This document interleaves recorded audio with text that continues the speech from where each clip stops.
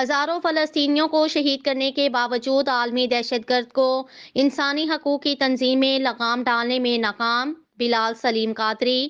اسرائیلی فوج نے غزہ میں فلسطینیوں کے زندہ رہنے کے دروازے بھی بند کرنا شروع کر دیے۔ امدادی اشیاء نہ پہنچنے کے باعث غزہ کے فلسطین بھوک سے شدت سے بلبلا رہے ہیں۔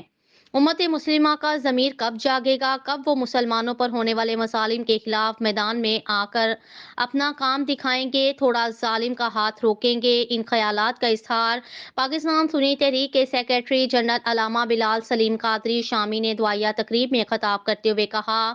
انہوں نے کہا کہ ہزاروں فلسطینیوں کو شہید کرنے کے باوجود عالمی دہشت گرد کو انسانی حقوق کی تنظیمیں لگام ڈالنے میں ناکام ہیں۔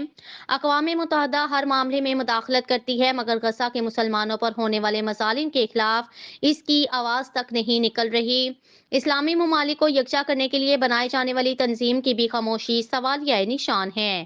کیوں ایک مسلمان دوسرے مسلمان پر ہونے والے مظالم کے خلاف خاموش ہے؟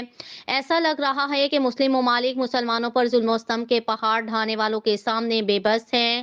اگر تمام مسلم ممالک اپنی افواج کو ایک پلیٹ فارم پر جمع کر کے کفار کے سامنے کھڑے ہوں تو کفار کی ہمت نہیں کہ وہ ان کا سامنا کر سکیں۔ اسرائیلی فوج نے غزہ میں فلسطینیوں کے زندہ رہنے کے دروازے بھی بند کرنا شروع کر دیے۔ طرح طرح کے حربوں سے مظلوم فلسطینیوں کو پریشان کیا جا رہا ہے۔ آفرین ہے فلسطینیوں کے جذبہ شہادت پر، وہ گھٹنے ٹیکنے کی بجائے آواز حق بلند کر رہے ہیں۔ بلال سلیم قادری کا مزید کہنا تھا، مظلوم فلسطینیوں کے لیے امداد لانے والوں کو بھی غزہ کی حدود میں داخل ہونے نہیں دیا جا رہا۔ امدادی اشیاء نہ پہنچنے کے باعث غزہ کے فلسطینی بھوک کی شدت سے بلبلا رہے ہیں۔ اسرائیلی فوج نے فلسطینیوں سے غذائی اجناس چھیننا شروع کر دی۔ معصوم بچے، خواتین، بزرگ روٹی کے ایک ایک نوالے کو ترس رہے ہیں۔ ایسے میں ہمارے حلق سے کیسے روٹی کا نوالا اتر رہا ہے؟